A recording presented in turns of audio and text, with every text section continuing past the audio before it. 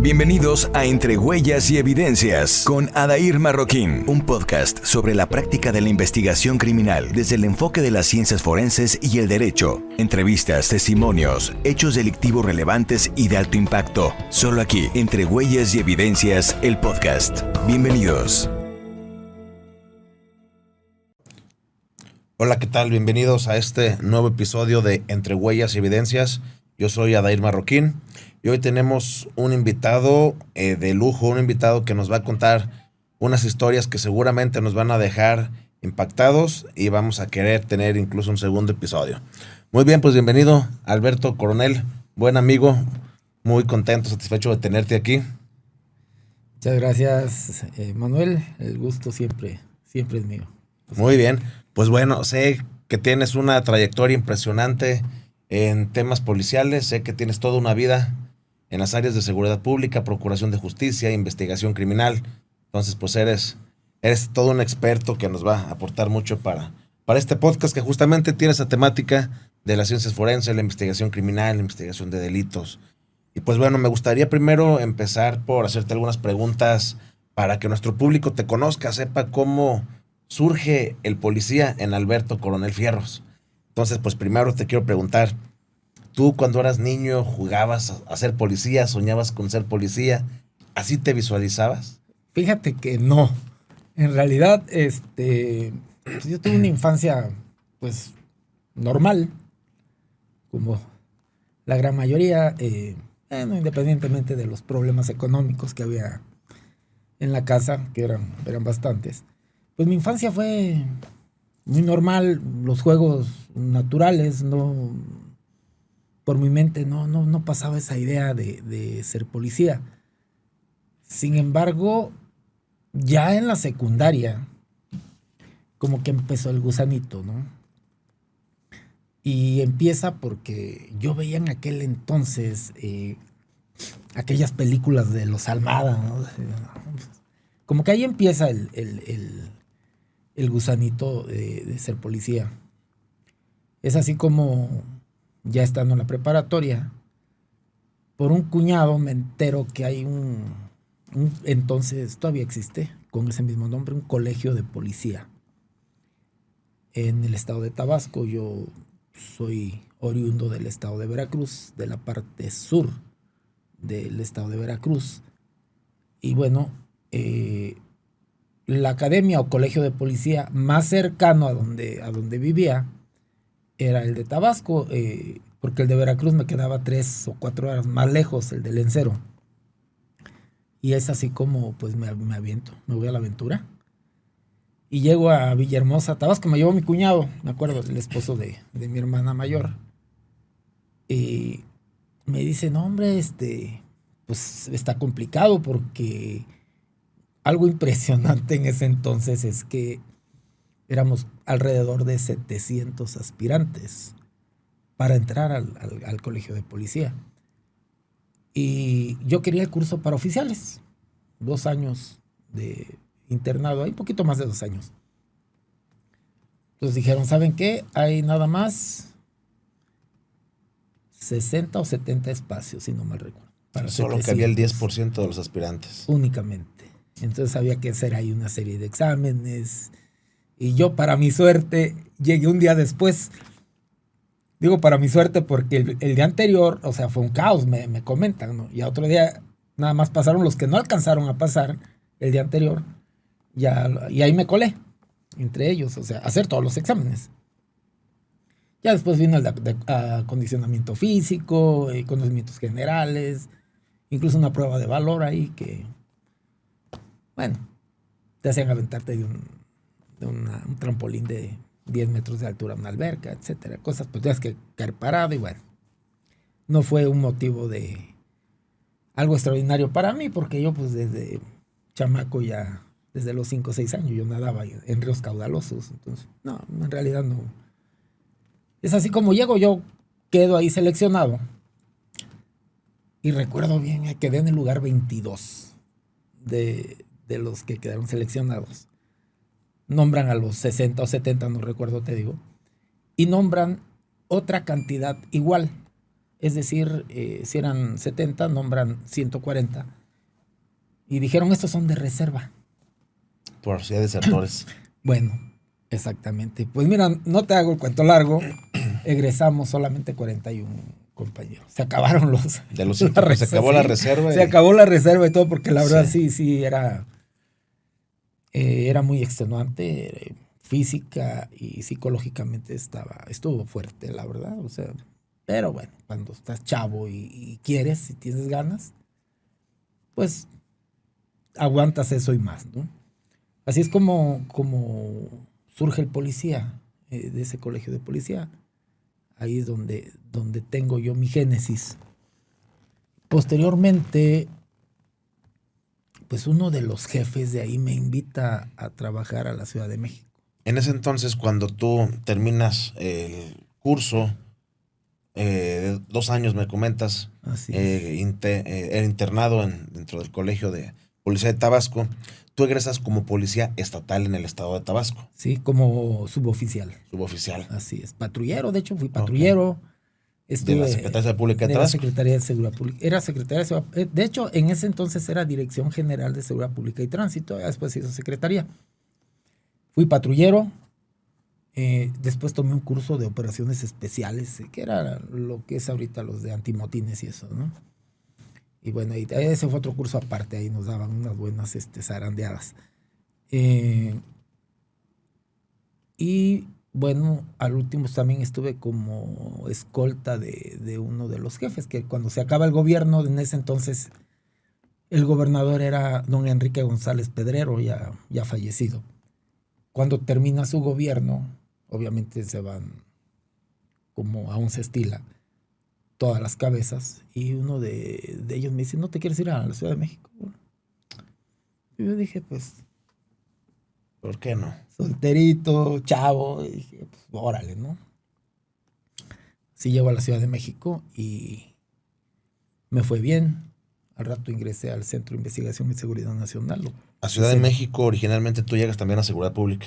No, ellos llegaron a una institución bancaria, curiosamente, pero desde ahí hacían labores de inteligencia y eso, y yo era uno de esos operadores. Ok, entonces tú ya empezabas ahí con temas ya de inteligencia. Así es. Te entraste en temas de investigación. Así es, Muy bien. ya más tecnológico. Y de ahí das el brinco al CISEN, al desaparecido Sí, por CISEN.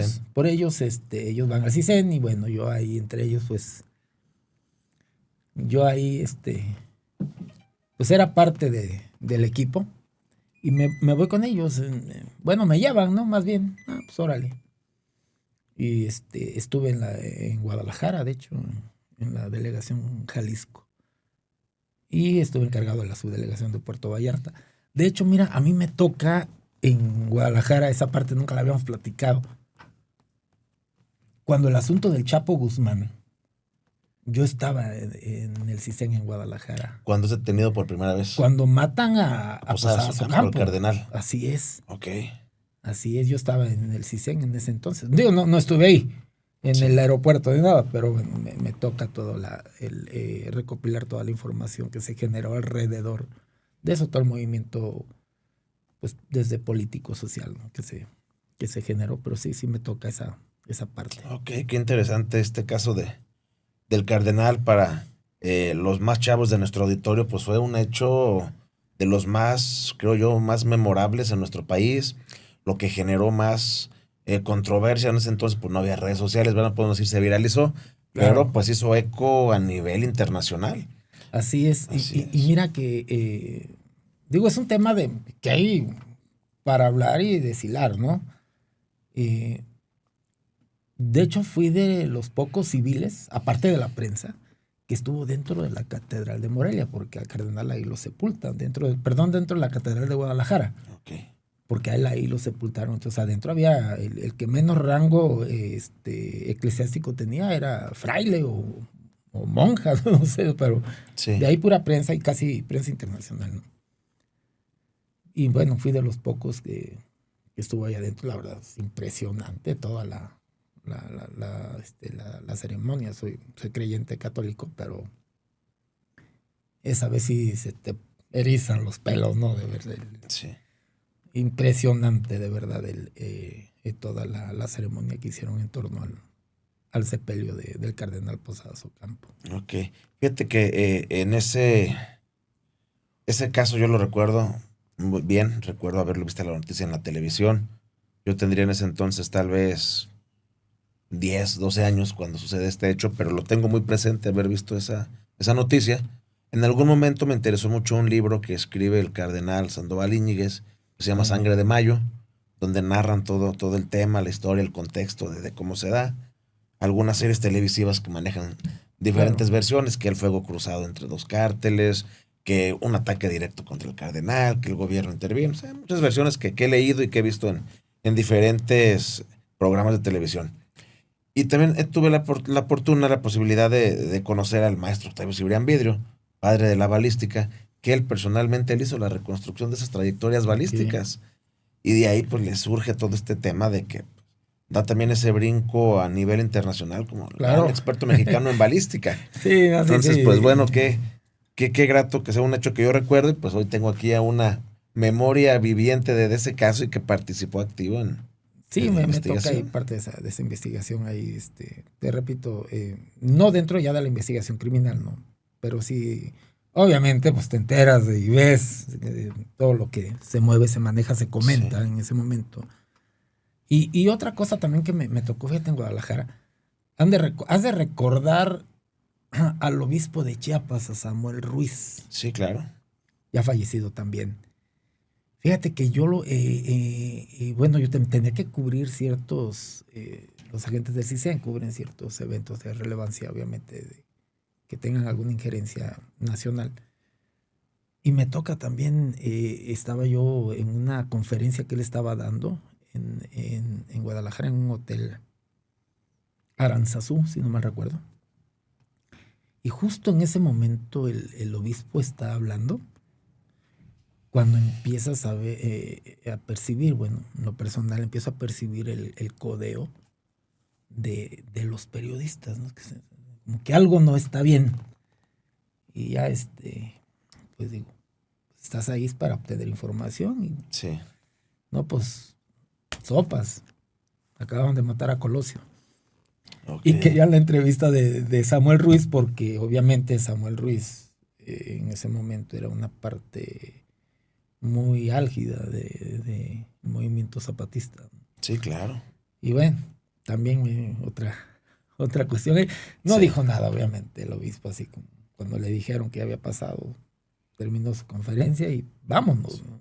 Y ustedes como agentes del CISEN, Centro de Investigación y Seguridad Nacional, ¿realmente ustedes en ese entonces, cuando existía el CISEN, sí tenían ustedes acceso a toda la información? Mira, yo estaba en delegaciones. De lo que sí te puedo decir es que teníamos acceso a muchas cosas. O sea, se cuenta, así te la pongo, así fácil. Urgía enviar alguna información física a la Ciudad de México. Tú llegabas al aeropuerto y no traes credencial, nada. Absolutamente nada. Tu palabra era lo que... Y tu facilidad de palabra y de convencimiento era lo que te abría las puertas, ¿no? Muy poca gente sabía para quién trabajabas. Pero tú llegabas con el sobre al aeropuerto y en el vuelo más próximo llegabas a la cabina del piloto. Es que te van a estar esperando en el aeropuerto de la Ciudad de México, entregas este sobre, lo van a recibir. Pero así. Llegabas a la cabina del piloto y el avión ya en pista, ¿eh? Ok, entonces tenían acceso privilegiado a muchas cosas. Sí es. Entonces, esto que me cuentas de no traer credenciales, ¿eran algo como agentes secretos? ¿Eran siempre encubiertos? Pues es que se supone que no deberían de saber. Habían dicho, ¿no? El CISEN no se ve. Los agentes no se deben de ver, se deben de sentir, más no de ver.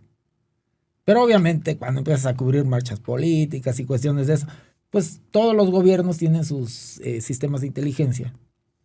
Y pues de alguna u otra manera, pues tienes roce con ellos, ¿no? O sea, ¿y por qué? Pues porque pues tratas de obtener información de donde sea, y ellos son una muy buena fuente de información. Claro. Pues obviamente te identifican, te ubican. Incluso también algunos periodistas. Pues este cuate del CISEN. Entonces, Ok, te van qué sacando interesante. fletes. Me imagino en ese entonces, bueno, con las limitaciones tecnológicas que tal vez por la época se tenían, no había todo este desarrollo y avance que hoy se tiene. No me quiero imaginar hoy una agencia de investigación de ese nivel, pues qué alcances tendría con toda la tecnología que hoy tenemos. Mira, finalmente me parece a mí que la tecnología y la que se tiene ahora, híjoles, es un arma de doble filo. Anteriormente sí no tenías todo, ya había cierta tecnología, obviamente. Ya o sea, las llamadas telefónicas y todo, o sea, ya eran Ya escuchadas. las escuchaban. Claro, pero no era más certero, vaya. O sea, pues no había manera de que los manipularan, ¿no? Sí, Y ahora con la tecnología, pues imagínate ahorita con la inteligencia artificial. exacto, sí. Y ahorita ya sabes, Claro. ya sabes que alguien te está escuchando y pues le mandas el mensaje, ¿no? Pues, sí. Entonces mandas mensajes que tú quieres. Sí, ¿Para qué? Pues para destantear y todo eso. Entonces hay una cuestión ahí pues compleja, ¿no?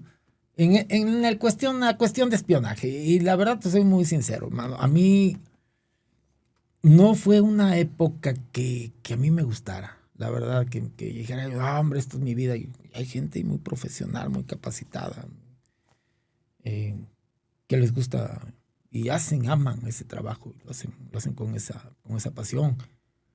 Pero a mí no era algo que me... no te llenaba. No, porque pues de repente sí, informas y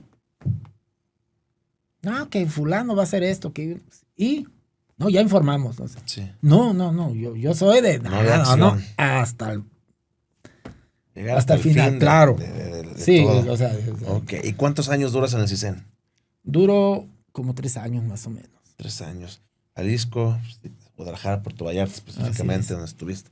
¿Y después del CISEN qué vino? Y me vengo a la fiscalía, bueno, a la procuraduría. En ese entonces, Procuraduría de Michoacán. Así es, de Michoacán. Ok, entonces Tabasco, Ciudad de México, Jalisco y Michoacán. Michoacán. Llegas a Michoacán. Ok, más o menos ¿en qué año llegas a Michoacán? Lo que pasa es que yo, antes de irme al CISEN, estuve 1 año y medio, 2 años aquí en Michoacán, en la Procuraduría. Ok. Y ya después me jalaron al CISEN, a Guadalajara. Yo me regreso a Michoacán porque mi familia estaba aquí. Ok. Y voy... ¿En la entonces Policía Judicial? En la entonces Policía Judicial. Ok. Pues la verdad no puedo decir que llegué y toqué la puerta porque en realidad la puerta siempre estuvo abierta. De inmediato me aceptaron otra vez y vas para adentro, mano, y a trabajar. Y yo recuerdo que en aquel entonces en la Policía Judicial los grupos eran de 6. Eran grupos de 6. Y para ser encargado de grupo, no jefe de grupo, encargado de grupo, no, pues te chutaba 5 o 6 años. Mínimo 5 o 6 años, mínimo. Había quienes se chutaban más. Yo en 2 años ya era encargado de grupo. Ok. En 2 años. Ya traías la experiencia, ya traías. Sí, en realidad, pues, siempre me ha gustado pues, trabajar, siempre me llama mucho la investigación criminal. Y yo empiezo a subir muy rápido. Duré 1 año y medio como encargado de grupo, luego me hicieron jefe de grupo. De hecho, incluso una ceremonia, varios nos ascendieron ahí. Ok. Y bueno, y lo voy a decir, tengo una no voy a decir los nombres, no voy a decir por respeto, Claro. porque la verdad no.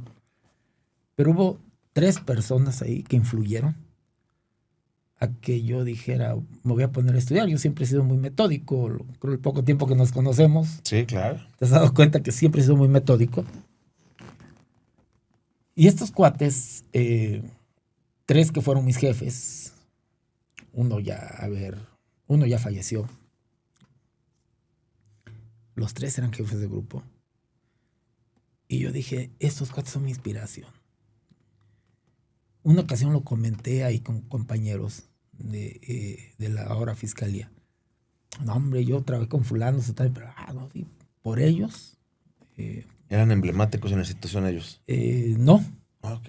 definitivamente no, Y entonces me dijeron, ¿cómo que ellos eran tu inspiración? Sí, porque yo siempre dije, yo no voy a ser como esta tercia de inútiles. Ok. Jamás. Y entonces ellos fueron, no voy a decir los nombres, porque Sí. digo, uno ya falleció y los otros dos no los quiero por ahí, no los quiero pasar a Ventilar. atropellar. No. Pero la investigación criminal siempre es muy pesada, pero muy, muy satisfactoria. Recuerdo la policía judicial de los 80s y 90s, temidos. Sí. Decían, son los definitivamente. dueños de las ciudades, de los estados, los judiciales. Cosas buenas y cosas malas, Sí. Manuel. Cosas malas, obviamente había muchos excesos, había abuso y sobre todo aceptaban de lo que fuera, mano. Y me imagino que esto era a nivel nacional. No había selección. No, y de repente los veías ahí aventándose su churro de marihuana arriba de la camioneta ahí en pleno centro y todo así. Sí, este cuate, ¿no? O sea, Como lo reflejan las películas. como lo reflejan las películas. Pero había cosas muy buenas también. No te inventaban delitos y no te ponían chivos expiatorios. Okay. Había gente que a lo mejor no tenía mucha capacidad o mucha preparación académica, pero eran policías natos, ¿no? De verdad, muy buenos policías. El instinto. De verdad, buenos policías. O sea, no. Lo voy a decir abiertamente.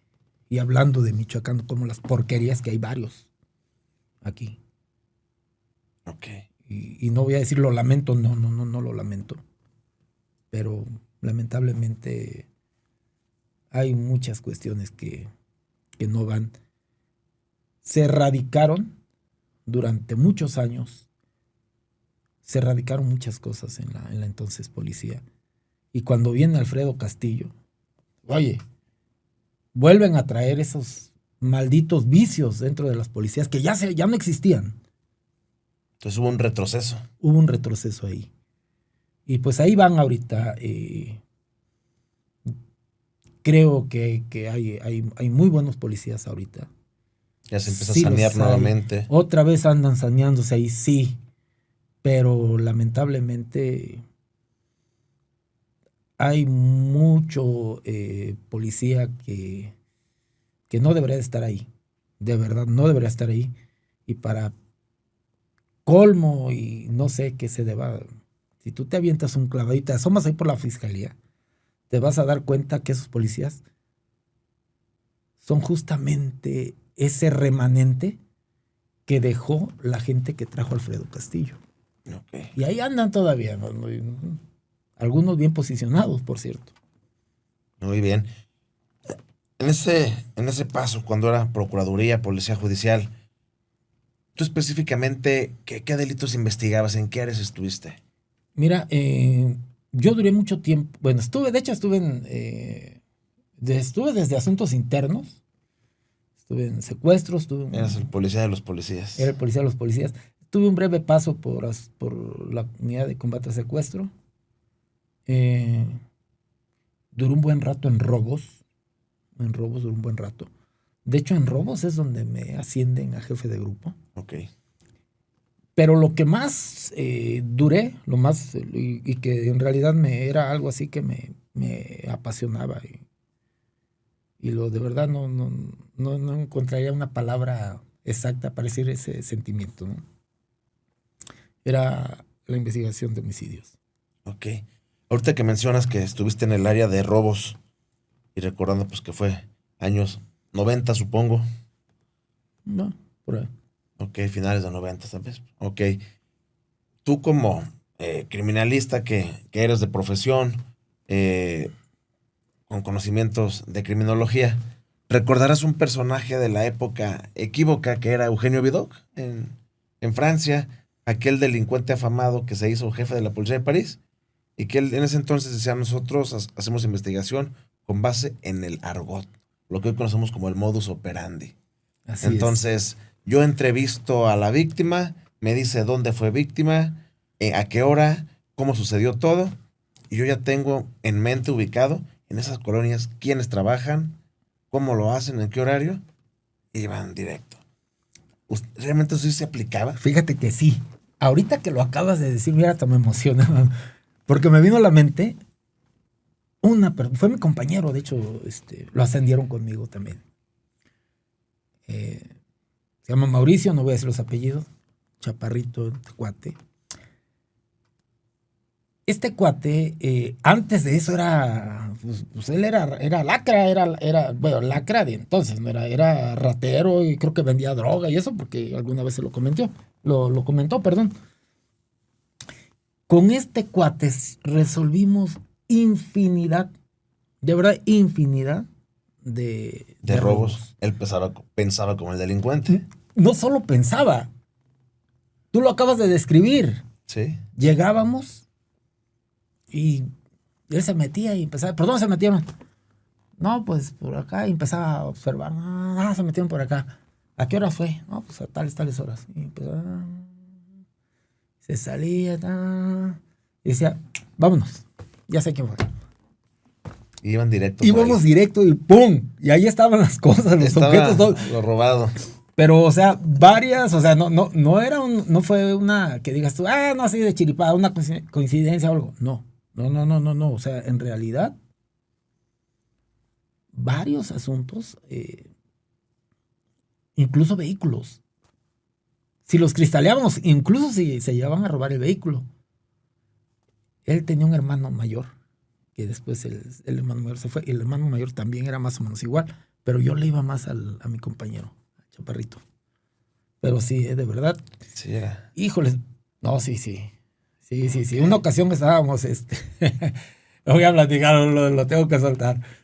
Teníamos un cuate, robando y ya sabes, ¿no? En la terapia del policía bueno y el malo y estamos, no, pues, ya estás aquí, maestro, ¿no? Pues, dinos qué fue. Y yo no sé por qué siempre me tocaba ser el malo. Sí, el que aprieta y el que soba. Sí, y ya se acerca a él y dice, mira, él era siempre el policía bueno y se aventaba su rollo, ¿no? Decía, mira, pues ya dilo, yo también era rata. Total, me empezamos para jalar. Y el lacra esposado voltea a verlo y le dice, sí, yo te conozco, tú eres fulano, robábamos juntos.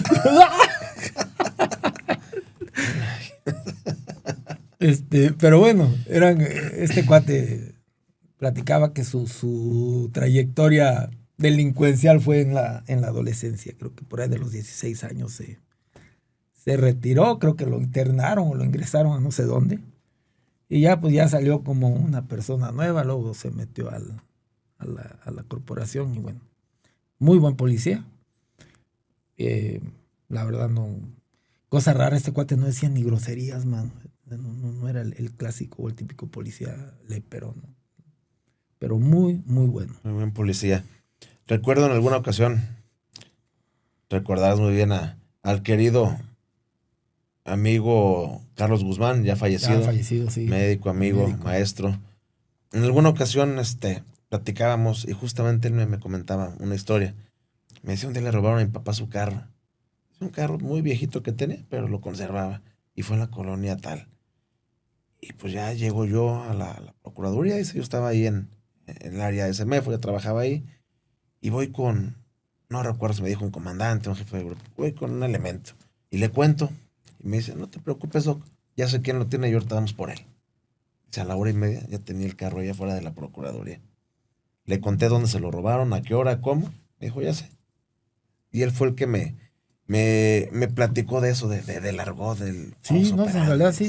O sea, existía. Claro que existía. Ok. Muy bien. ¿Y de robos pasas a homicidios? Paso a homicidios. Bueno, estuve bastante tiempo fuera. Estuve en Uruapan, Zamora, Zaguayo, Paracho, Tacámbaro, algunos otros municipios, Nueva Italia y bueno, varios municipios. Sí.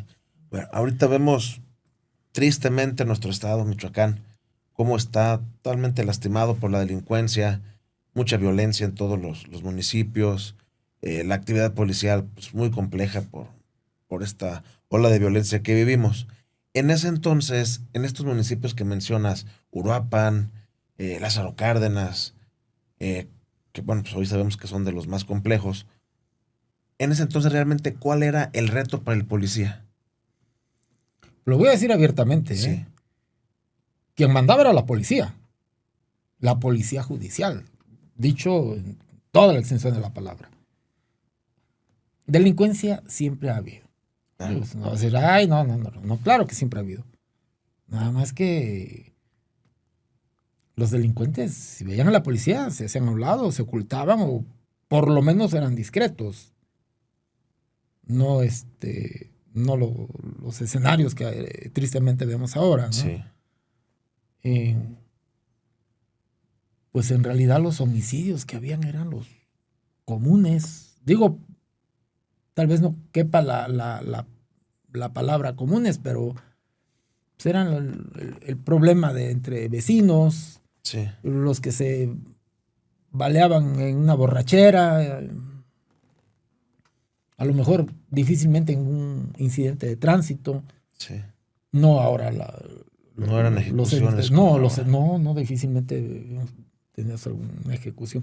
Había muchos asaltos carreteros. En la carretera, concretamente de Cuatro Caminos a Lázaro Cárdenas, que obviamente no estaba en la pista, adelante de Las Cañas, entre Las Cañas y Arteaga. Por ahí era una zona muy conflictiva. Y entonces me acuerdo que los federales de caminos incluso juntaban 4 o 5 camiones y los escoltábamos a los autobuses para que llegaran bien a Lázaro Cárdenas, porque si no, pues ahí los asaltaban. Sí, era lo más común. Y, a ver, yendo hacia Nocupétaro, por ahí también, pero eran como 1 o 2 ahí, cuates ahí que andaban ahí jugándole al asaltante, ¿no? Hasta que Y en ese entonces los robos era realmente el bien material. era el bien material. No era ir a matar al que robaban. No, en realidad. Te despojo de tus pertenencias, pero te respeto tu integridad. Sí, en realidad no había esa parte de que ahora vemos, ¿no? No era robo y ya. El delito más común. El secuestro obviamente siempre ha existido, pero no, híjoles, el Estado, y bueno, no quisiera decir nada más el Estado, a nivel nacional, esto sabes que ya se ha descompuesto bastante, ¿no? Así es. Yo recuerdo también en esa época los delitos pues más sonados y que más impactaban eran los secuestros. Yo recuerdo que hubo una época, finales de los 90, todavía puedo decir, la primer década del 2000, el tema de las bandas de secuestradores que se daban mucho en Morelos, sobre todo, me acuerdo mucho. Sí, claro.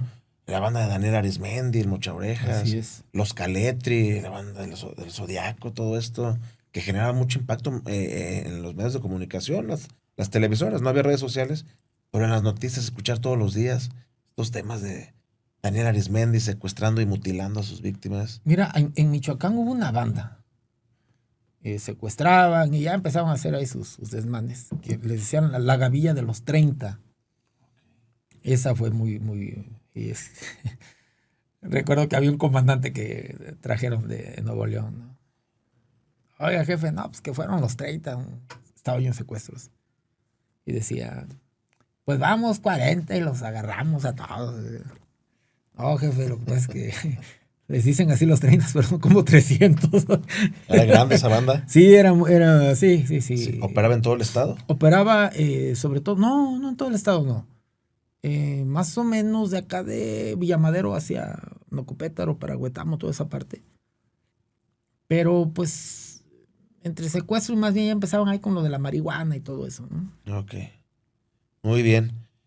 Y bueno, entonces llegas a homicidios, que ahorita me dices era lo que más me apasionaba. Sí, llevo homicidios, investigar. unos dolores de cabeza al inicio. No recuerdo de cuando yo te conocí por allá de 2012. Sí. Aún estabas en homicidios. Sí. Todavía. Así es. Sí, yo recuerdo, para mí era muy, muy grato, muy interesante cuando llego y los conozco a ustedes, todo este grupo privilegiado que tuvimos la oportunidad de ser esta generación de criminalistas. Y para mí era muy grato y yo creo que fue lo que me motivó a seguir en esta profesión, sus historias que contaban siempre. Yo recuerdo y siempre lo digo, yo aprendí a veces más a la hora del desayuno, el almuerzo, en la convivencia, a veces que en el propio salón de clases, por todos ustedes con esta experiencia que tenían. Y me hacían recordar los casos que yo había visto en las noticias en mi infancia, en mi adolescencia, y estar sentado con la persona que lo investigó, con la persona que lo resolvió, con el que detuvo, con... Entonces eso me era muy interesante y siempre tengo muy presentes historias que tú comentabas precisamente de homicidios que eran sumamente interesantes y generaban esas ganas de seguir escuchando y más y Sí, cuéntame claro. otra, claro. Entonces sí, totalmente, el tema de homicidios creo que es algo que siempre despierta interés, curiosidad. La sociedad en general quiere saber el homicidio. Se habla mucho de homicidas seriales. Dice por ahí un criminólogo de Chihuahua, Jesús Vaca Cortés, buen amigo. Dice, yo le digo a mis alumnos cuando estudian criminología, si tú piensas dedicarte a investigar homicidios seriales o asesinos seriales, cóbrales unos 5 o 6 millones para que te alcance para vivir cuando se dé otro tema serial, Otro tema porque no sería, es claro. realmente algo común. Así es. No sé si a ti te tocó algún tema de algún asesino, homicida en serie. Fíjate que no sé si es que en realidad pudiera ser. Ahorita que lo comentas, me está llegando a la mente un asunto. Estos cuates se echaron como a tres. Es que eran dos ellos, eran dos los. Un policía ministerial ya en activo y el otro ya estaba fuera de la institución. Resulta que mataron creo que a dos o a tres. Estos cuates que andan vendiendo medicamentos, yo creo que has de recordar ese tema. Estos cuates que trabajan a las farmacéuticas y se van a Sí. los hospitales y con los médicos y andan Los ofreciendo. representantes médicos. Ajá. Ok. Allá para la región de Apatzingán, por allá mataron a, no recuerdo si a dos o a tres, la verdad te mentiría. Pero a mí me tocó, yo estaba en homicidios en ese entonces y de repente hay una manifestación muy curiosa ahí en la Procuraduría en ese entonces. Digo curiosa porque de repente encuentras 60 agentes afuera manifestándose todos de traje. Puras gente de traje con sus pancartas muy bien elaboradas, sin faltas de ortografía, sin agresiones a la autoridad que le estaban reclamando su inconformidad. Y dije, caray, ¿qué onda, no? Pues eran ellos, eran los representantes médicos. Así es, eran los de los laboratorios, man. Y yo estando en homicidio siempre fui muy, muy amigo de los peritos. De hecho, en ese entonces la Procuraduría, ahora lo siguen haciendo, hacían sus torneos internos de fútbol. Sí. Y yo jugaba con periciales. Y decía, bueno, ¿tú por qué juegas con periciales, no? Lo que pasa es que yo me la pasaba casi con ellos. Porque yo era el clásico policía que se metía a ver una necropsia porque quería entender de viva, o sea, que ahí personalmente, ver la lesión realmente, como era no traducida ya dentro de las conclusiones del dictamen, para entender y que el médico legista me explicara cómo se pudo haber dado esa lesión que le causó la muerte a la persona que estaban ahí en ese momento haciéndole la necropsia. Entonces tenía yo mucho acercamiento con peritos. ¿Por qué comento esto? Eso me permite a mí conocer peritos en balística, los criminalistas que siempre han estado ahí, grafoscopistas, arquitectos incluso. Sí. Y cuando se da ese asunto de ese homicidio, pues dicen, a ver, homicidios, no les toca porque ustedes son de Morelia, pero pues, órale, ¿no? Hay que entrarle. Éntrenle. Entonces, estos cuates cometen un error de primaria. Después de muerto la última persona que ellos privan de la vida, porque te repito, no sé si eran dos o tres, hacen retiros del cajero automático.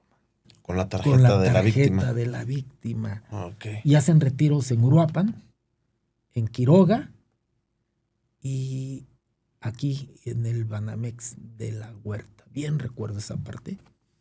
Solicitamos a la Comisión Nacional Bancaria de Valores nos mandaron los videos. Y resulta que cuando vemos el video, era un policía ministerial uniformado ahí haciendo el retiro. Nada más que ya sabes, ¿no? Esas cámaras que no sé si las compran no sé dónde, que nunca ven los rostros solamente, Sí. no sé. Nada más que era una persona muy peculiar. Su apariencia física era... solamente había 5 o 6 policías con esas características. Imagínate, pelo chino, de bigote. O sea, tú veías, oye, ¿cuántos chinos de bigote hay? Estoy hablando en ese entonces, ¿no? Sí. Estoy hablando de hace unos 28 años, por ahí más o menos. Y encontramos 3 o 4, ¿no? Pues este cuate, ¿quién? Y así como de película, estoy pensando quién. Y pasa este cuate que estaba en la guardia. Y yo, ¿quién será? Y le echábamos la culpa a otra persona, pero estaba muy alto. No va a ser este cuate, no. Entonces, ¿quién? Y el cuate este viene pasando enfrente de mí, que está yo con mi compañero, como de película, no sé. Y de él nunca me había yo puesto a pensar. O sea, ¿no? Sí. Pasa y me saluda. Jefe. Y yo, ¿qué hubo? Sí. Y dije, no, hombre. Tenía fama de andar vendiendo siempre chácharas. Te vendía cargadores, pistolas, estéreos, lo que quisieras te vendían. Y ahí voy corriendo, mano. A ver la foto, ¿no? No, pues es que era imposible, pero la sombra que hacía la lámpara del cajero Ajá. se reflejaba. Y que me voy con los peritos, ¿no? No recuerdo si estaba Álvarez. Parece que fue Álvarez. El amigo Alfredo Álvarez. Y les digo, oigan, yo necesito saber, con base a la sombra, la altura de esta persona. Y no sé, algún perito ahí me dice, no, eso no es posible. Le digo, no, sí se puede, ¿cómo no? O sea, y yo lo recuerdo. Yo creo que en tercero de secundaria o en primero de prepa, nos hicieron hacer un ejercicio con la sombra de un poste de luz. Okay. Me acordaba perfectamente. Digo, ¿cómo no se va a poder? O sea, a ver. Entonces, uno de los arquitectos dijo, no, claro que se puede. Nada más vamos al cajero y vemos hacer la reconstrucción para ver la posición de la lámpara. El ángulo de incidencia de la luz. Así es. Y con eso, ¡pum! No, pues mide tanto. Coincidía con este personaje. Y entonces sí, en ese entonces, a ver, ven para acá. Lo jalamos y primero, pues, qué complicado de verdad es hablar con un policía, imputarle un delito a un policía. Más si es activo y este cuate era muy sagaz, muy. Y no, que no, como a las 3 horas. No, pues no, espósenlo, que sienta presión. Y empieza a jugar el papel ahí psicológico, ¿no? Lo esposaron 20 minutos por delante, no, espósenlo por atrás. Y yo casi no tenía contacto con él. En realidad yo me estuve manteniendo alejado, yo estaba buscando por otro lado. Entonces de alguna manera él me llegó a ver así como que este cuate me va a ayudar, ¿no? O algo así, no sé.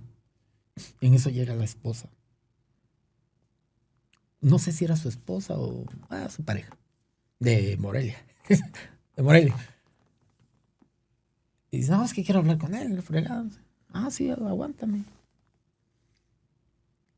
Y le digo a un compañero, dile que la esposa está afuera. Nada más quiero ver su reacción. Dice, oye, ¿está tu esposa allá afuera? Y no, pues se puso pálido. Entonces hice como que entré a la oficina y me dice, oye, jefe, por favor, dile a mi esposa, por favor, que no vaya a permitir que se vaya a meter a la casa. Claro. No, pues. Ahí había evidencia. Obviamente. Pues salgo.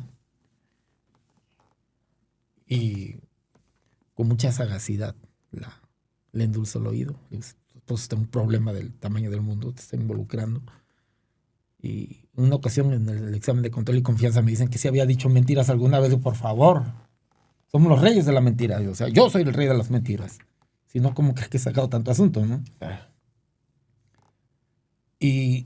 vamos con esta persona, ¿no? Y nos abre la puerta de su casa. Hay cosas que a veces nos da miedo, no sé, la prensa o los propios gobiernos. El propio gobierno, ay, no, ¿qué van a decir? ¿Qué? Pues somos un país que tiene los mismos problemas de aquellos países del primer mundo como Estados Unidos. Ay, que un serial, ay, que hizo esto y la serie de estos cuates, ¿no?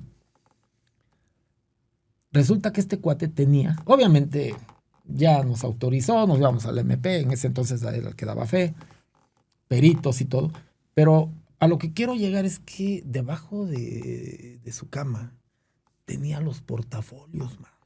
De los representantes. De los occisos. Sí. Recortes, dime tú si no son un homicida serial. Los recortes de los periódicos, de diferentes periódicos, donde daban nota de la muerte igual, al seguimiento que le daba el periódico, ¿no? Sí. Que desapareció fulano de tal. Al otro día aún no aparece. Al tercer día encuentran el cuerpo. Al cuarto día se trataba de fulano. 5 o 6 días, incluso una semana de la nota. Y él recortaba los periódicos. Ahí tenía esos recortes de diferentes periódicos. En este caso, de Apatzingán y de los de aquí de Morelia. Okay. Las licencias, ¿no? O sea, no, pues me la encontré, ¿no? O sea, todos los folletos de los laboratorios y todo eso, pues se encontró. O sea, ya de ahí, pues ya, ¿sabes qué? No, que no. Pronto, pues le pones el portafolio ahí, no, pues ya, ¿qué les digo? ¿Cómo que qué les digo? Dime quién es el otro. ¿Cómo no? Claro que sí. Criminalística. Sí. Tú solo no vas a poder. O sea. Y resulta que era un ex compañero. Este cuate vivía en Uruapan. Y bueno, se fueron a la cárcel, 2. Uno, tengo entendido que se aventó como 20 años. Y tengo entendido porque un día me lo encuentro en Uruapan. A mí me tocó detenerlo y ¿cómo está? No, o sea, en realidad yo lo detuve, éramos amigos. Pero la chamba es la chamba. Claro.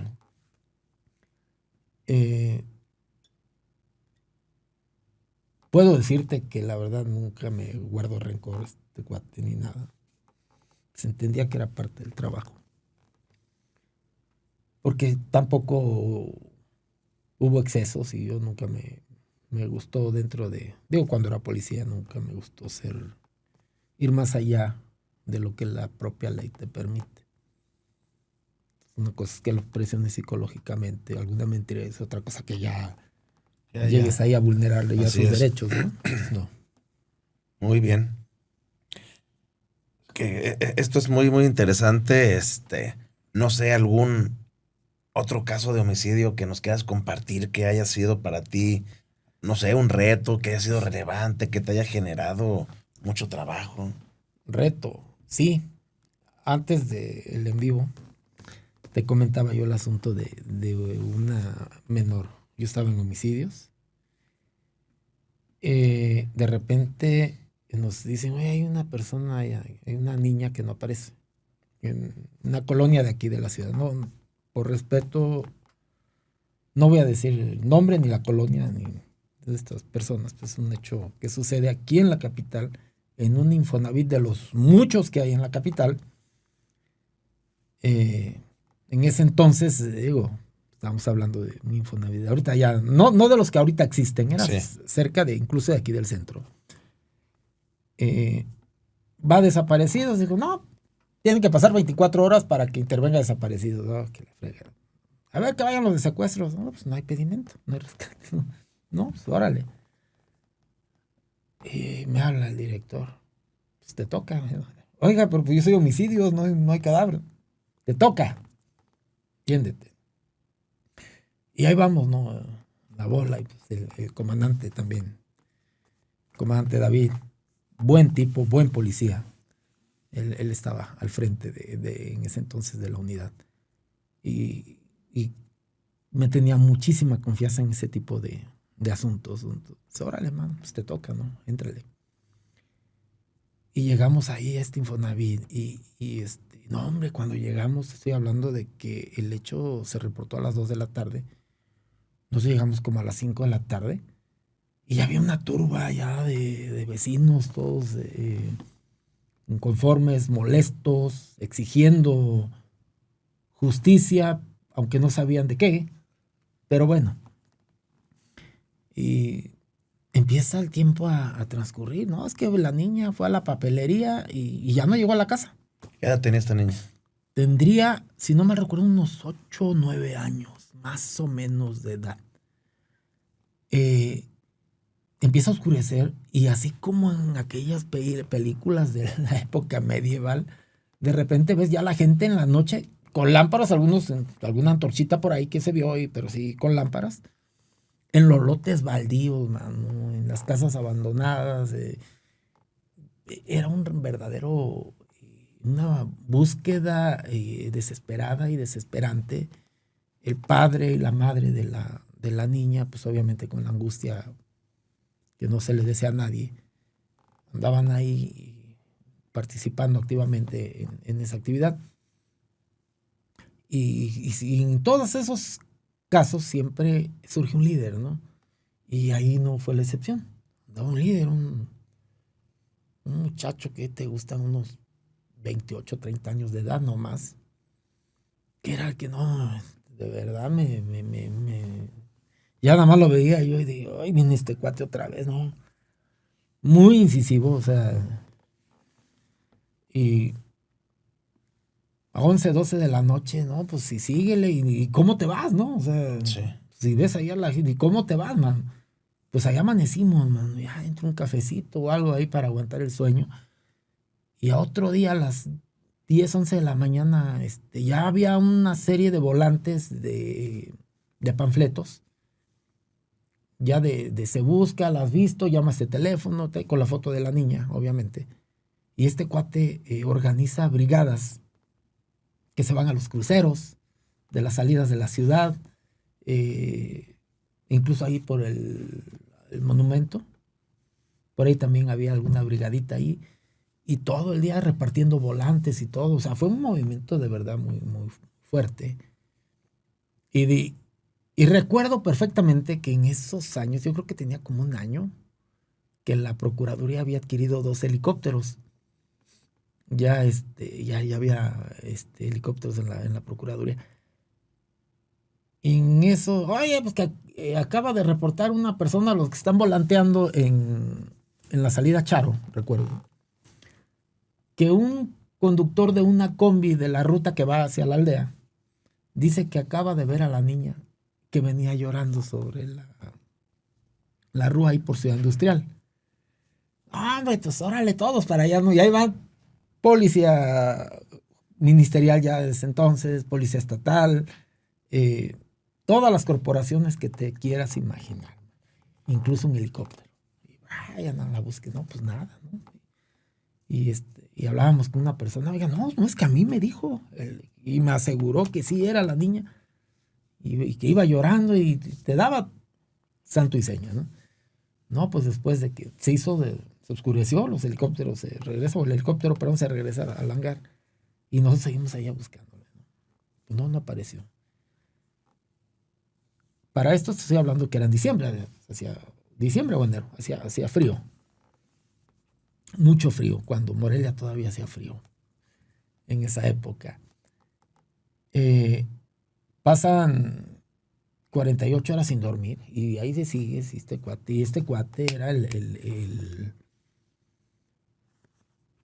pues era el cerebro de todo el movimiento que se gestó ya no solo de la familia, sino de toda la colonia, de todo el Infonavit. Y ya la tercera, ya no aguanté yo el sueño. Dije, no, pues ya por ahí de la 1 de la mañana, dije, no, pues tengo que dormirme un rato. Me voy a la casa. Me quedo, yo creo que me dormí 4 horas, porque como a las 5:30 de la mañana me suena el teléfono de la casa. Contesto y era de la oficina del radio. Me dice, jefe, para avisarte que ya apareció la niña. Y yo dije, ay, uy. Y antes de que me sintiera el alivio, me dice, vas que apareció sin vida. ¿Cómo que sin vida? Y ahí voy, mano. Entonces la niña aparece en esos edificios de Infonavit, aparece en el patio de uno de esos edificios. En el patio. Ahí estaba el cuerpo. Y recuerdo que traía una cinta una cinta que usan los vestidos tradicionales de la zona purépecha, de las mujeres de la zona purépecha. Lo traía todavía en el cuello. El patio de donde apareció esa niña, había 2 jóvenes vivían ahí, que trabajaban en la imprenta de La Voz de Michoacán. Del periódico. Del periódico La Voz de Michoacán. Y a ver, pues, vienen para acá, ¿no? Pues esos cuates no saben ni qué onda, ¿no? Y empieza la gente. No, pues se están burlando de nosotros, esto no es posible. Y el que más gritaba y levantaba la voz era precisamente el organizador. Ese líder. Entonces nos acercamos con el comandante, a ver, con la familia, ¿no? Pero, oye, es que no nos dejan trabajar, nos está echando a la gente encima. Este cuate que es tu hermano, tu pariente. No es nada, él es un vecino. Y pues aquí llegó desde ese día. Ah, caray. ¿Sí? Y ya de por sí, ya lo traía entre ceja y ceja por cómo se echaba la gente encima. Y dije, espérame, aquí hay algo que no cuadra, ¿no? Investigamos dónde vivía él, no directamente con él. Y resulta que el trayecto que tomó la niña de la papelería, porque eso fue, la papelería, ya habíamos hablado con ellos, sí fue a comprar la niña. Cuando la niña venía de regreso a su casa, tenía que pasar exactamente enfrente de la casa de este tipo.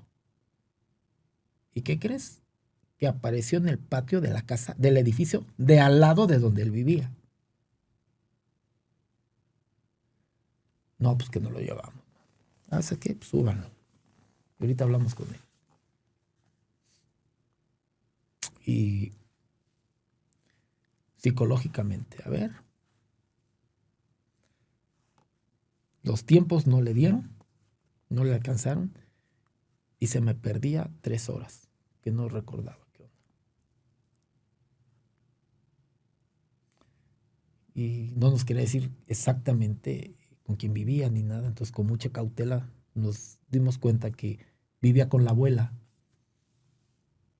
Y hablamos con la abuela. Y dijo, no, es que la verdad él se droga y eso, y él se encierra. Y no, yo no me meto ahí. La convencimos de que nos permitiera el acceso a la habitación del hijo. Y debajo de la cama encontramos la mancha de los líquidos que despide el cuerpo, ¿no? Ya ahí estás hablando el cuerpo de 3 sin vida días. Debajo de la cama. Claro, se alcanzaba a ver ahí la silueta. No, pues de volada.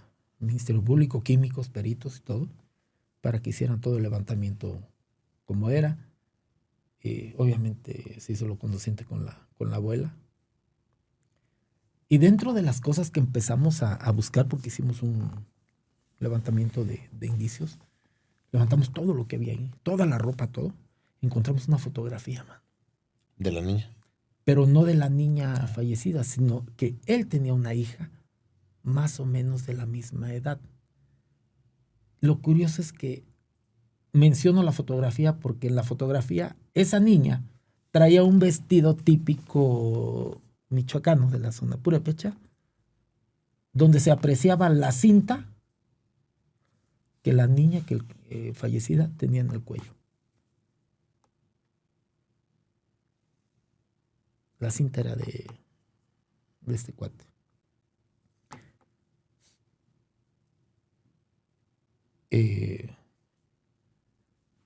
Pues ya después de todo esto, pues, terminó quebrándose. Todo el mundo se lo quería tragar, ¿no? Y de alguna manera como que no sé por qué razón, se me pegó mucho.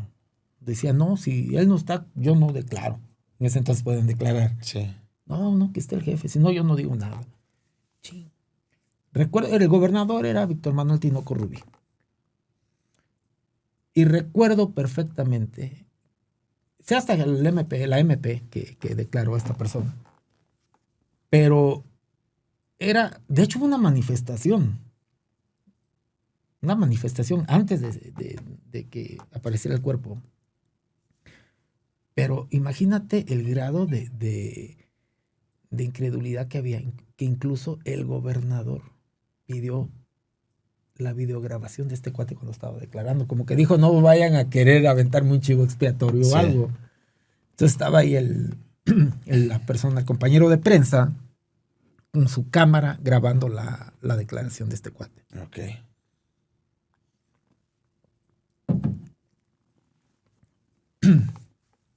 Se va a hacer eso. Y yo me entero después que creo que a los 3 o 4 meses se suicidó en el Cerezo. Pero yo en lo que hablé con él a mí me comentó que a él lo violó un tío cuando era niño. Digo, ahí los criminólogos sabrán, pues, pero tú sabes que a mí la criminología no me gusta. Sí. Porque para mí siento que es justificar la conducta del delincuente. Del delincuente, entonces, no. Pero bueno, recuerdo ese hecho como tal. Pero sí es un tipo que jugó no solo conmigo, sino con todas las corporaciones. Y comentario, fíjate que yo siempre quise escribir un libro, obviamente guardando o reservándome los nombres de ese caso, pero quería documentarlo todo, pero no, nunca me permitieron la carpeta, la averiguación en ese entonces. Ok, qué interesante como lo vemos en las series, en las películas, pues realmente es un caso que bien se podría llevar a una historia de estas en la televisión. El tipo más activo en la búsqueda, el más insistente. Era el más insistente. El homicida. Tenemos, lamentablemente, hace un rato comentábamos cosas que la prensa no dice y cosas de esas, pero el primer caso que te comento, pues en realidad eran seriales. Sí, así es. Bueno, este fue un hecho aislado, pero en Michoacán, al menos en los últimos años, ha habido eventos que si hubieran sucedido en Estados Unidos o en algún otro país del primer mundo, créeme que hubiera sido noticia nacional. Digo, perdón, una noticia mundial. Nada más te comento así. ¿Tú sabías que hace 4 años más o menos, un avión de Aeroméxico aterrizó de emergencia en el aeropuerto de que saquen Álvaro Obregón el aeropuerto de Morelia? No. Porque un tipo arriba se puso loco y empezó a patear la cabina. O sea, imagínate el impacto. Sí. Y fue sometido por los pasajeros de hecho, el avión iba a Oaxaca. Y fue sometido y tuvo que aterrizar de emergencia. Ok. Y era un menor de edad, un adolescente. Ya 17 años, pero sí ha sido adolescente. Y otro caso, como meses antes o después, 2 adolescentes que mataron al papá a puñaladas y a martillazos en una de las colonias que están acá por la salida Charo. Y las muchachas no estaban bien de la cabeza. Lo mataron a puñaladas desde ahí. Sí. Lo gravoso no... Bueno, aparte de lo grave eso, sino lo que dijeron antes, ya en las declaraciones. Tenían planeado matar a sus compañeros de grupo. Fueron detenidos antes de... Antes de mataron al papá. Imagínate ese tipo de situaciones. Claro. Nunca salió a la luz. Sí, hechos que estamos acostumbrados a escucharlos. Así por es. La prensa internacional, en los Estados Unidos principalmente. Pues sí hay casos que impactan y que serían o deberían ser una noticia, como tú lo dices, nacional, mundial. Sí. Así es. Bueno, nos queda poco tiempo y quiero hacerte una pregunta que muchas personas se la hacen. Realmente para un policía, ¿qué es lo que al policía, qué le da miedo? Muchos dicen, el policía cuando está en un enfrentamiento, es adrenalina, le da miedo, vive pensando en que en algún momento va a estar en un enfrentamiento, se levanta pensando en tal vez hoy no regrese a mi casa. ¿Cuál es el miedo que un policía siente y en qué momentos lo siente? Mira, esa es una pregunta muy compleja, muy difícil. Porque en lo personal tú sabes, tuve algunos eventos ahí muy complicados, el último casi me cuesta la vida. Pero en lo personal yo jamás me hice esa pregunta. Nunca, ni estando ahí con varios impactos de arma en el cuerpo, o sea, nunca me hice esa pregunta. Tiene que ver con la mentalidad. Creo que tiene que ver con tu preparación mental, sobre todo. Cuando eres nuevo en la policía, cuando están por egresar, cuando van egresando y eso me llegó a pasar a mí. Tú sueñas y te imaginas en una balacera, no, hombre, disparando y tal. Ese es como un alucine y lo platicas con varios compañeros y cuando va saliendo, ya cuando va pasando el tiempo dices, híjoles, te das cuenta o hasta que te toca estar en una, te das cuenta que las cosas no son de película, ¿no? Claro. Ya ahí no hay otra toma, es la única. Entonces, hay valentones, como en todos lados, y no solamente en la policía. Pero me tocó ver muchos compañeros en realidad correr. Dicen que también corriendo se gana, pero a veces corres a lo tonto nada más. Correr, llorar, incluso hasta los esfínteres se les aflojan algunos en el momento. Y hay quienes tienen otro tipo de reacción. Había un compañero, ya falleció, le decíamos La Máscara. Ese cuate se reía a carcajadas disparando y ja, pero era, yo creo, su tema ahí del shock, el impacto que le generaba. Así es. Y creo que no es la misma. No creo, estoy seguro. No es la misma reacción en cada persona, ¿no? Claro. No sé, ¿tuviste la desfortuna de estar en muchos enfrentamientos? Sí. Pudiera decir que unos 6 o 7. Fuertes. Fuertes, 3. Fuertes, sí, que digas, ay, nanita, ¿no? Pero sí. De ahí se detonan muchas cosas. Muchos compañeros que han estado en enfrentamientos terminan con diabetes, ¿no?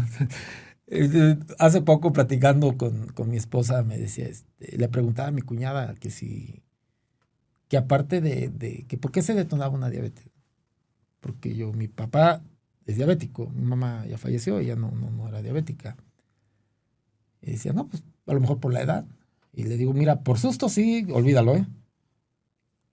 Eso ya está descartado, ¿no? A ti no te dio el susto. No, ya eso de ahí descártalo. ¿No? Sí, claro. Así es. Y tú en lo personal, cuando estabas en esos momentos, en esos 3 enfrentamientos fuertes que mencionas, ¿qué pasaba por tu cabeza? Mira, el último, te platico del último. Pocas veces he hablado de ese tema, muy pocas veces.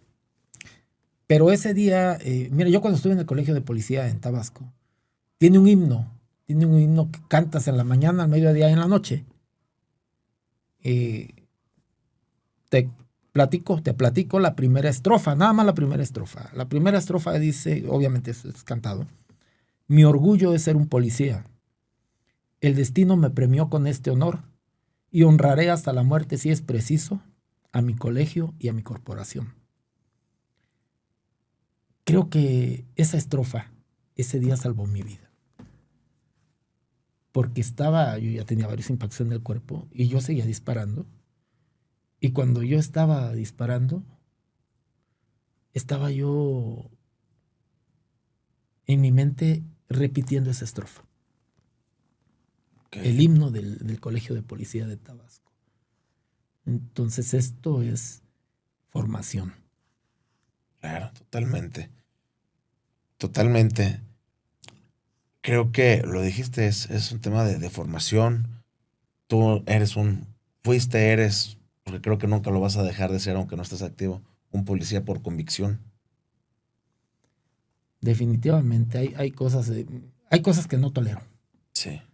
No tolero abrir el Facebook el Face o alguna otra red social, YouTube, no tolero ver que estén agrediendo a un policía. No lo tolero, le damos. Son cosas que no aguanto, vaya.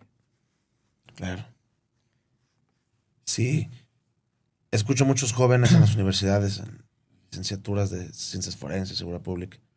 Muchos de ellos, su objetivo, su meta es ser policía investigador. Pero cuando platicas el por qué, probablemente te das cuenta que no hay esa convicción, no hay esa pasión, no hay esa vocación. Es más un tema de idealización, Sí, así es. pero con un desconocimiento total de Sí, la quieren tener realidad. la pistola de fuera Exactamente. y cosas de esas.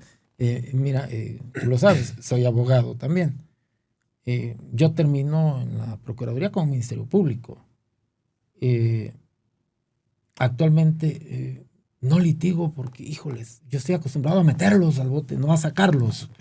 Entonces, es un problema de verdad con el que me estoy enfrentando, ¿no? Día a día. Entonces digo, no. En contra de tu va ideología. En contra de mis principios, de mi forma de pensar, de mi formación. Y ahora que ya no estás en el activo en la policía, ¿cómo es la vida después de la policía? Híjoles. No quisiera estar en los zapatos de mi esposa, porque es la que ha pagado las consecuencias.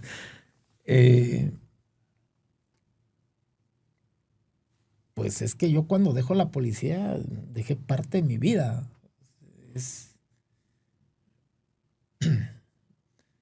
No te sabría decir, es desprenderte de una parte muy fundamental.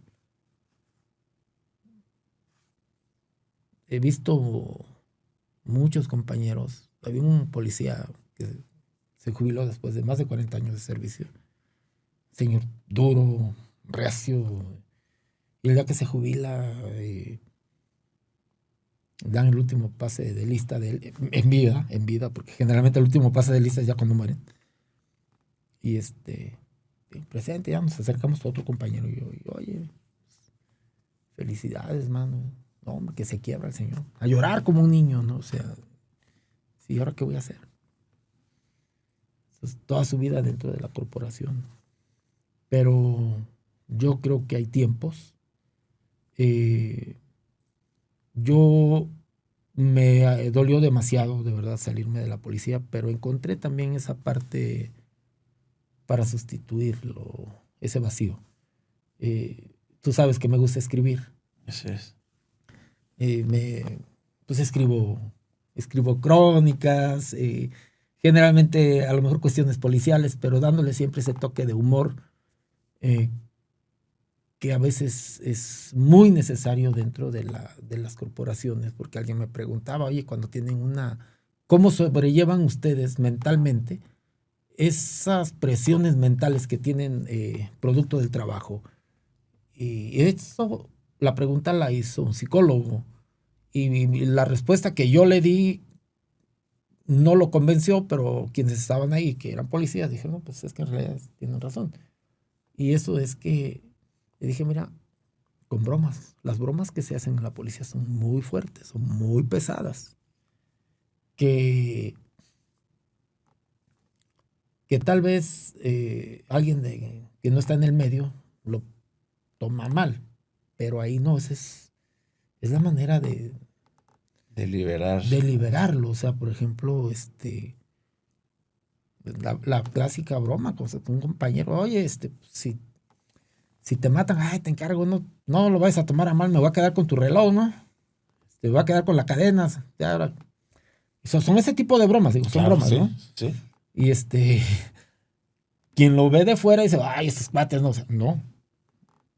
O sea, es una forma de liberar y de decir, cuídate, estoy contigo, no va a pasar nada, vamos a regresar bien.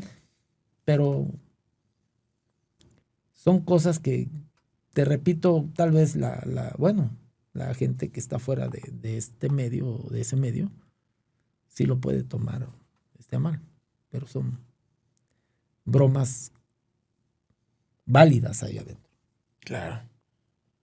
Si pudieras regresar el tiempo o volver a nacer, Sería policía otra vez. nuevamente serías policía. Sería policía otra vez, así es. Siempre, lo puedo decir así, nunca me gustó ser un policía del montón. Nunca fui un policía del montón. Siempre traté de prepararme. Por eso estudié criminalística. Claro. Ustedes lo saben, la generación entera lo sabía. Mi finalidad no era estudiar criminalística para ser perito. Yo nada más quería mejorar mi trabajo policial. Entonces, sí, si reencarnaría, sería policía. Sin dudarlo, sin pensarlo. Sí, pues bueno, yo soy testigo de eso que tú mencionas.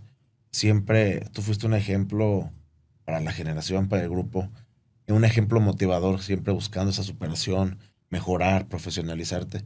Creo que sí, si eres, como tú bien lo dices, un policía por convicción que amaba su trabajo y que tenía un objetivo claro. Como dices, no puedo ser litigante porque no me gusta sacar de la cárcel delincuentes. Así es. Mi convicción es que deben estar adentro. Como debe ser. Pues bueno, el tiempo es breve, las historias son muchos, la trayectoria es toda una vida. Nos llevaría justamente toda una vida para escuchar todas esas historias, experiencias, anécdotas que tienes. Y pues bueno, hemos llegado al fin de este episodio. Me queda un muy grato sabor de boca platicar contigo, como siempre lo ha sido desde que te conozco. Estoy seguro que a nuestro auditorio este va a ser uno de los episodios que más les va a gustar por este contenido, estas historias, ese andar que tuviste por diferentes instituciones, policía preventivo, investigación al más alto nivel, a nivel federal, investigación dentro del Ministerio Público. Pues creo que es toda una carrera muy completa como policía, como parte de un investigador. Pues bueno, creo que este episodio va a servir mucho, incluso para los estudiantes que realmente conozcan de viva voz de una persona que estuvo, que lo vivió y que no fue un ratito, que fue toda una vida, y entiendan realmente el compromiso que implica ser policía. Porque más allá de tener un uniforme o una pistola, es un compromiso consigo mismo, con la sociedad, y es algo que se debe hacer, como decía tu estrofa, con honor. Claro. Muy bien, Alberto, pues no sé, ¿algo más que quieras agregar para finalizar? No, Manuel, la verdad, tú lo acabas de decir, he tenido tantas historias, hay muchas historias policiales, de verdad que nos llevaría muchísimo tiempo platicarlas, digo, es un tema, me das tantita cuerda y cuidado. Claro. Pero no, te agradezco la invitación. Y como siempre, tú sabes que estoy a tus órdenes, siempre. Muchas gracias. Estaremos al llamado en caso de que así se requiera. Estoy a tu completa disposición, estoy a tus órdenes. Muchas gracias, pues no ocupas invitación, aquí está el espacio. Las veces que quieras venir, aquí está abierta las puertas, las cámaras, los micrófonos para que nos sigas platicando toda esa experiencia que has tenido. Y pues bueno, para ti fue un honor ser policía, para mí ha sido un honor ser tu amigo. Muchísimas gracias. Muchas gracias, Alberto. Pues bueno, llegamos al fin de nuestro episodio. Síguenos en nuestras redes sociales para que puedas ver este contenido. Compártelo con tus amigos para que pueda llegar a más personas esta información. Y pues síguenos y espera el siguiente episodio de Entre Huellas y Evidencias. Yo soy Adair Marroquín. Esto fue Entre Huellas y Evidencias, el podcast, con Adair Marroquín, un podcast sobre la práctica de la investigación criminal, una producción más de centrotic.mx. Gracias por tu atención. Hasta la próxima.